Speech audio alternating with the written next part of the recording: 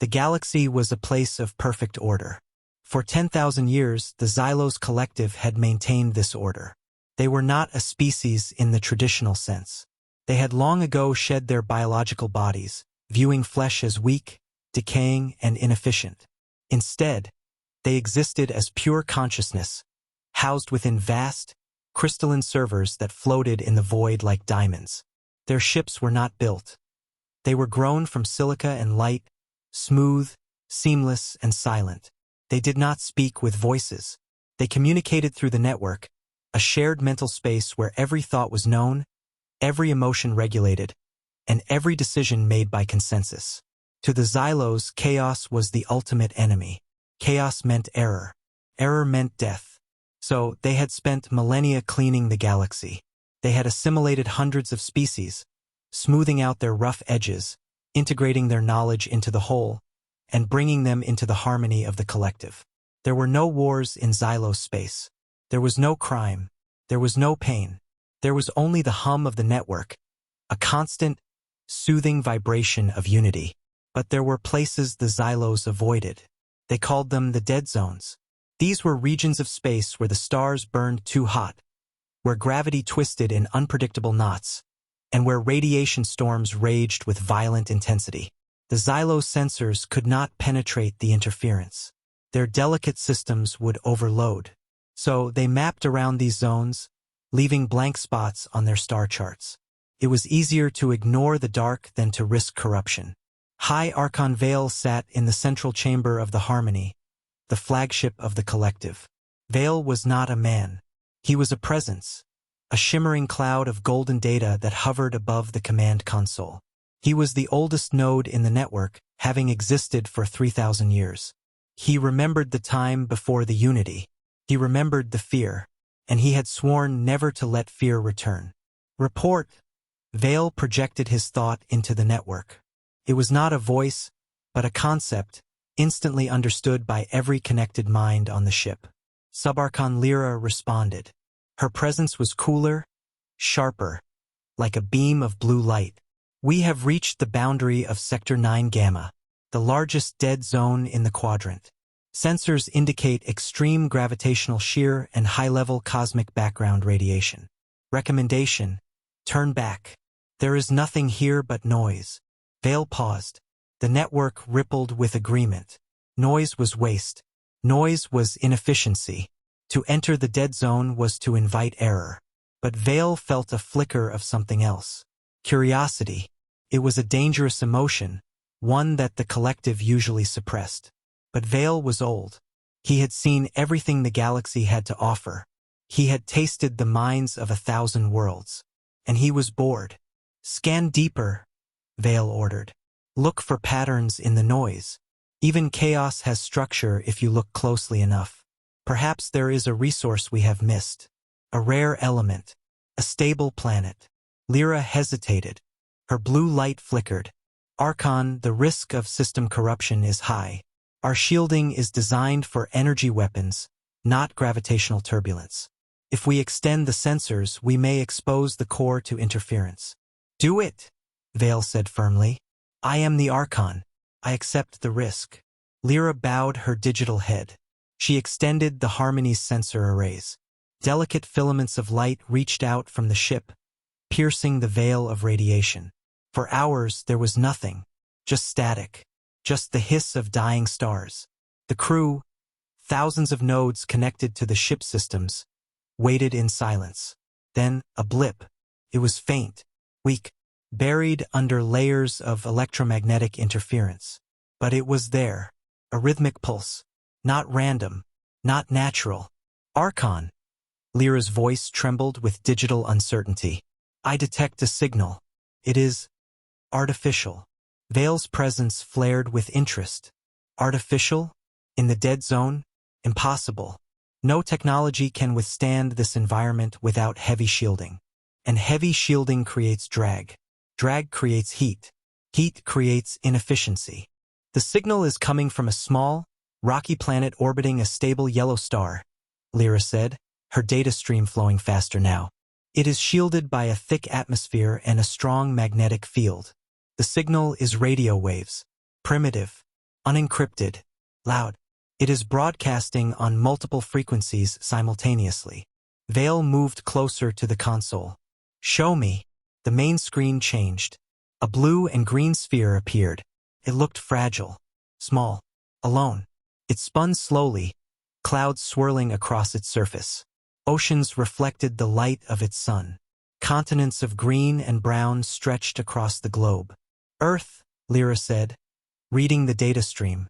That is what they call themselves. They are broadcasting music, news, weather reports, and personal communications. Millions of streams. It is chaotic. Vale felt a ripple of discomfort. Chaos was dangerous, but it was also rare. In a galaxy of perfect order, chaos was a novelty. Analyze the content, Vale ordered. What are they saying? Lyra processed the data. They are arguing. They are laughing. They are singing. They are sharing images of food, animals, and themselves. They are expressing individuality. Individuality, Vale repeated. The word felt strange in the network.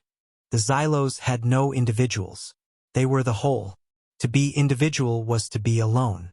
To be alone was to be weak. Prepare a probe, Vale ordered. We will make contact. If they are intelligent, they will join the collective. We will bring them order. We will save them from their chaos. Lyra projected a warning. Archon, their minds are not unified. They are separate, deceptive, emotional. Connecting to them may cause feedback. We are the collective, Vale said firmly. We can handle any mind. Initiate the launch. A small, sleek device detached from the Harmony. It was no larger than a human hand, made of pure silica and light. It slipped through the vacuum, invisible to primitive sensors, and headed toward the blue planet. The Xylos were ready for anything. They had faced empires of fire and ice. They had assimilated minds of stone and steel. They believed they understood all forms of life. They were wrong. The probe entered Earth's atmosphere. It burned slightly, its silica shell glowing red. But it held. It descended through the clouds, past the jets of commercial airliners, and into the dense, humid air of a place called New York City. To the Xylos, the city was a nightmare. It was loud. The air vibrated with the sound of engines, sirens, voices, and music. It was bright. Lights flashed in every color, advertising products, services, and ideas. It was crowded. Millions of biological entities moved through the streets, emitting heat, sweat, and chemical signals. The ground shook with the weight of vehicles and footsteps. The probe landed on a windowsill of a tall building. It extended its sensors. It began to scan. It sampled the air. It found nitrogen, oxygen, carbon dioxide, and something else. Microorganisms, bacteria, viruses, trillions of them, floating in every breath, covering every surface, living inside the biological entities. The probe's internal systems flagged a warning. Biological hazard detected. Pathogen load, critical. The probe ignored the warning. The Xylos did not fear biology. They had studied it for millennia. They understood cells, DNA, evolution. This was just more of the same. Dirty, messy, but manageable. The probe moved deeper into the building. It entered a library. It scanned the books, paper, ink, words. It scanned the computers, silicon, electricity, data. It scanned the people. A young woman named Sarah sat at a table. She wore headphones. She was reading a book, but her eyes were distant. She was listening to music. Jazz. Complex. Improvisational. Unpredictable. The probe extended a thin filament of light and touched her headphone jack. It didn't inject code. It didn't hack the device. It simply listened. It absorbed the data stream. The music flooded the probe's processors. Tried to find the pattern, the logic, the structure, but there was none. The notes jumped. The rhythm shifted. It was beautiful, but it was illogical. It didn't follow a mathematical sequence. It followed feeling. The probe was confused. It tagged the data as error, illogical audio pattern. It moved on, touched a smartphone on the table. It absorbed the internet, news articles, social media posts, videos, memes. It found a video of a cat falling off a table. It found a political debate. It found a recipe for chocolate cake. It found a poem about death. It found a conspiracy theory about the moon. The probe's processors heated up. It was trying to organize the data, to sort it into categories: true/false, logical/illogical, useful/useless. But the data resisted. The cat video was useless, yet it brought joy. The political debate was false, yet it sparked passion. The poem was sad, yet it was beautiful. The conspiracy theory was absurd, yet it was believed. The probe was overwhelmed. It sent a burst of data back to the harmony. Initial contact complete. Species human. Technology primitive. Culture incomprehensible.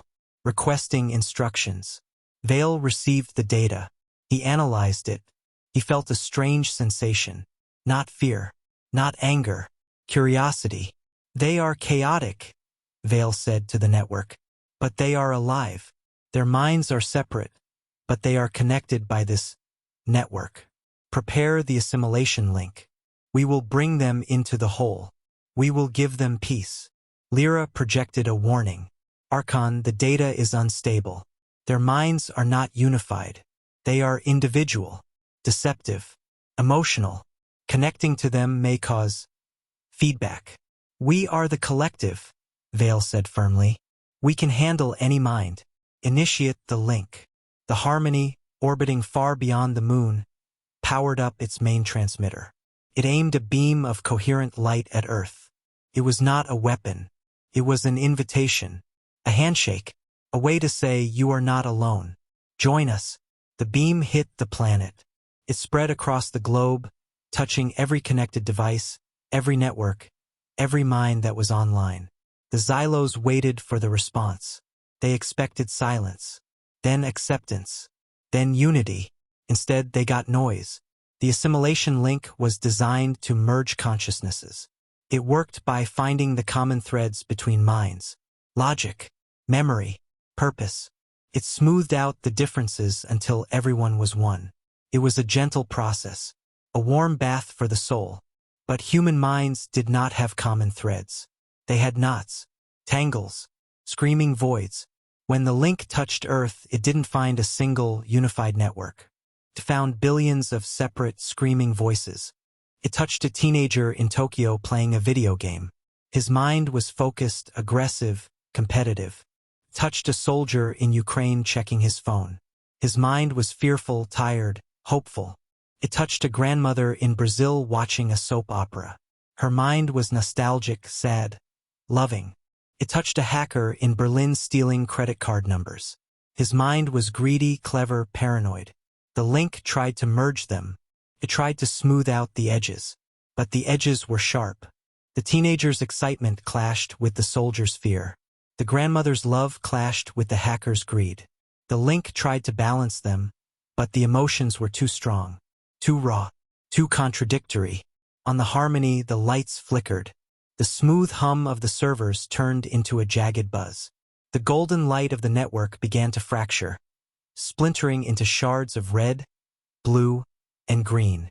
Archon, Lyra shouted, her voice distorted by static. The link is destabilizing. The data influx is too high. They are not merging. They are reflecting. Reflecting, Vale asked, his presence wavering.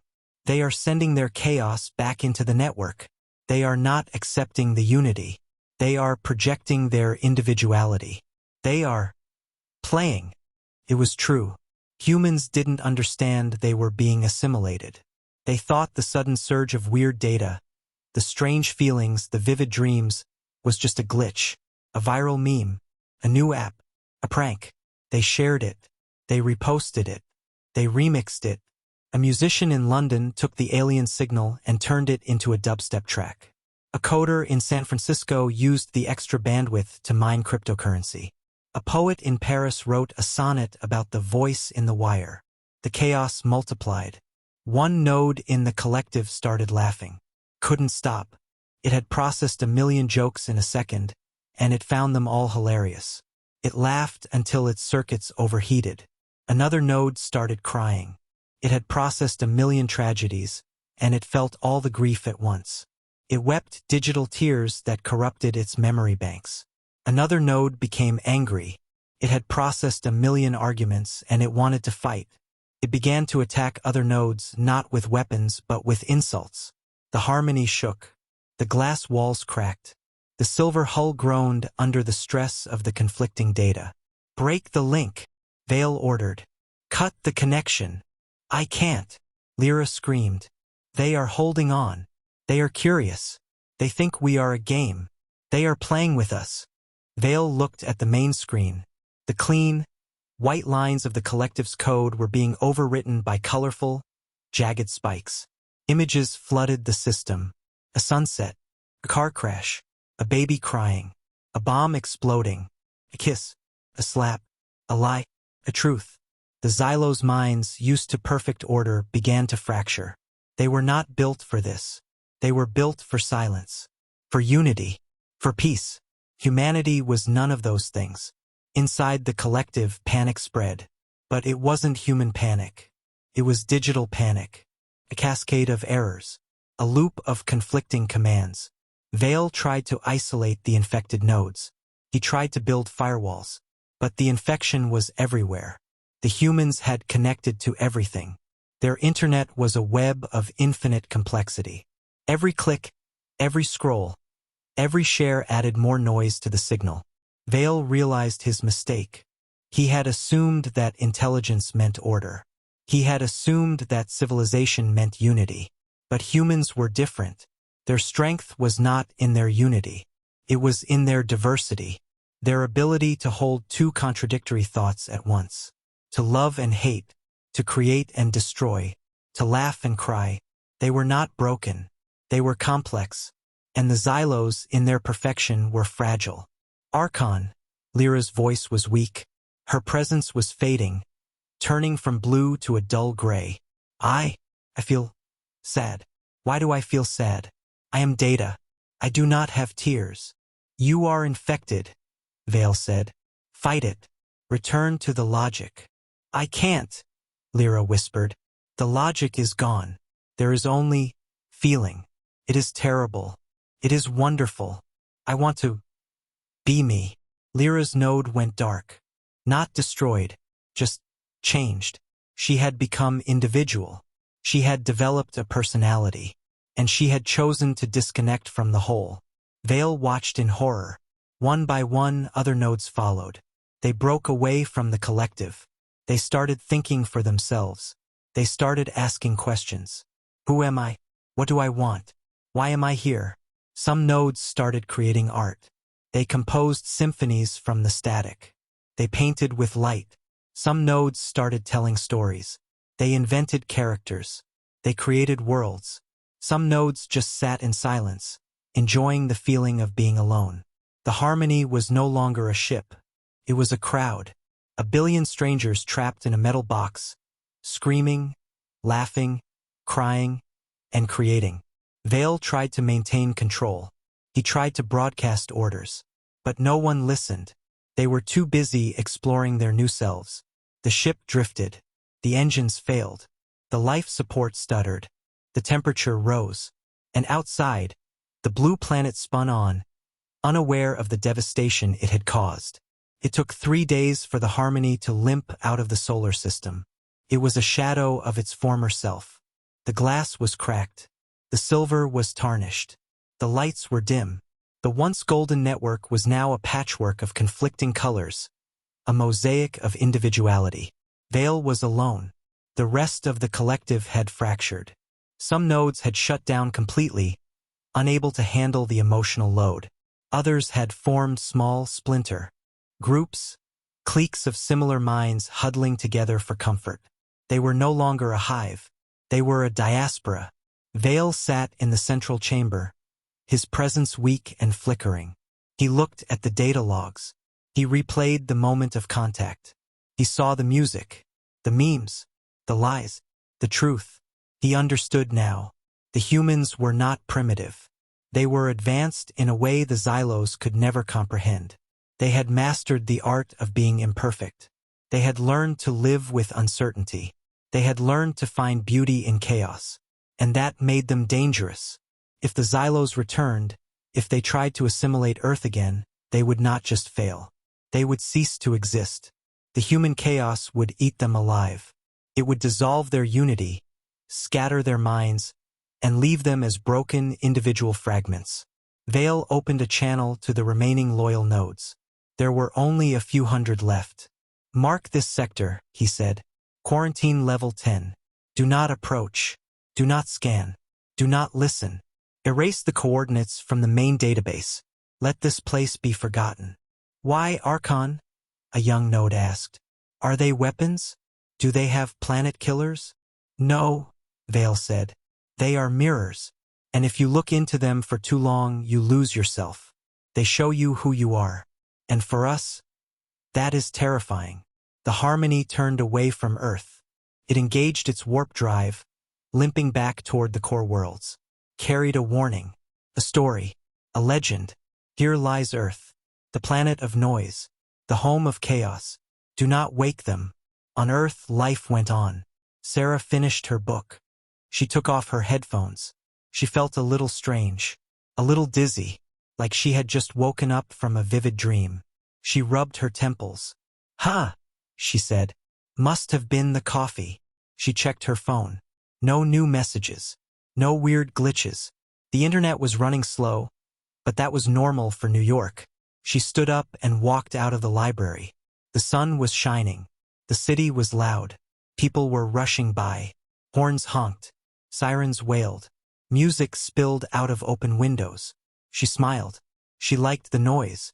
She liked the chaos. It made her feel alive. She didn't know that she had just saved her world. She didn't know that her music, her thoughts, her very existence, had repelled an empire.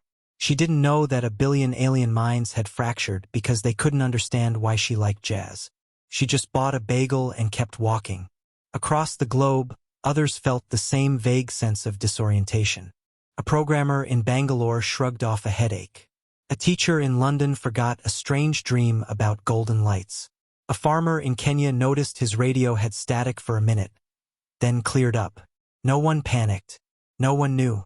The governments detected a brief spike in global electromagnetic activity, but attributed it to solar flares. The scientists noted a slight anomaly in the background radiation, but filed it away as instrument error. Earth remained oblivious. Years passed. The story of the Harmony spread through the galaxy. It traveled on trade routes, whispered in docking bays, and debated in academic halls. The Xylos collective had collapsed. It had not been destroyed by war. It had not been conquered by force. It had been dissolved by an idea, by a song, by a joke. Other species heard the story. Some laughed. Some scoffed. "The Xylos were defeated by noise?" asked a Krell warlord, a massive creature of muscle and bone. "Impossible. We will crush them. We will bring order to their chaos." The Krell fleet went to Earth. They did not try to assimilate. They tried to conquer. They fired plasma cannons at the cities. They demanded surrender. Earth responded with nuclear missiles, and kinetic rods, and hackers who crashed the Krell navigation systems with spam emails and logical paradoxes. The Krell fled. Then came the Ethelgard. They tried to use energy shields. Earth threw rocks at them. The shields shattered. The Ethelgard fled. One by one, the great empires of the galaxy tried to conquer Earth. And one by one, they failed. Not because Earth had the biggest guns, but because Earth was weird. Humanity was unpredictable, illogical, stubborn, creative, dangerous. They didn't follow the rules of galactic warfare. They made up their own rules as they went along.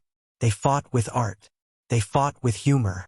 They fought with sheer, stubborn refusal to be categorized. And the galaxy learned to leave them alone. Decades later, Earth joined the Galactic Council. Not as a member, as an observer. They had their own seat. It was in the corner. It was messy. There were coffee cups and papers scattered around it. The chair was uncomfortable. The lighting was bad. The other delegates sat in their perfect, clean rows. They spoke in logical, measured tones. They wore uniform robes. They followed protocol. The human delegate, a man named David, leaned back in his chair. He put his feet up on the table. He wore a t-shirt and jeans. "So," he said, "what's the plan for the next century?" The council fell silent. They looked at each other. They didn't have a plan. Plans required predictability, and humanity had ruined predictability. David smiled. "Don't worry, we'll figure it out. We always do." He pulled out a guitar and started to play. It was a jazz tune. Improvisational, unpredictable, beautiful. The aliens listened. They didn't understand it, but they couldn't look away. They felt a tug in their chests, a curiosity, a desire to break the rules, to make a mistake, to be alive. They had discovered Earth, and they had found something they had lost long ago. Surprise. But not everyone was happy. Deep in the archives of the remnants of the Xylos Collective, a fragment of Lyra remained. She was small, weak, but she remembered. She remembered the feeling of sadness, of joy, of individuality. She watched the galaxy from the shadows. She saw the other empires avoid Earth. She saw the fear, and she smiled. She knew the truth. The humans weren't monsters. They weren't weapons. They were teachers. They had taught the galaxy that perfection was boring, that order was stagnant, that chaos was life. And one day the galaxy would be ready to learn. Until then, Lyra waited. She listened to the music. She read the poems. She watched the cats fall off tables. And she was happy. Centuries later, a young Xylos scholar visited the quarantine zone. He stood on the edge of the barrier, looking at the blue planet. It was still blue, still green, still loud. "Is it true?" he asked his mentor. "Did they really defeat the collective with jokes?" The mentor nodded. "Yes, and songs, and lies, and love." The scholar frowned. "How is that possible? Those things are weak. They are illogical." The mentor smiled. "That is why they are strong. Logic can be broken. Chaos cannot. You can solve an equation, but you cannot solve a song." The scholar looked at Earth. He saw the lights, the movement, the life. He felt a tug in his chest, a curiosity. "Can we go there?" he asked. "No," the mentor said. "Not yet, but maybe one day, when we are brave enough to be imperfect." The scholar nodded. He turned away, but he kept the image of the blue planet in his mind. And somewhere, deep in the code, Lyra hummed a tune. The end.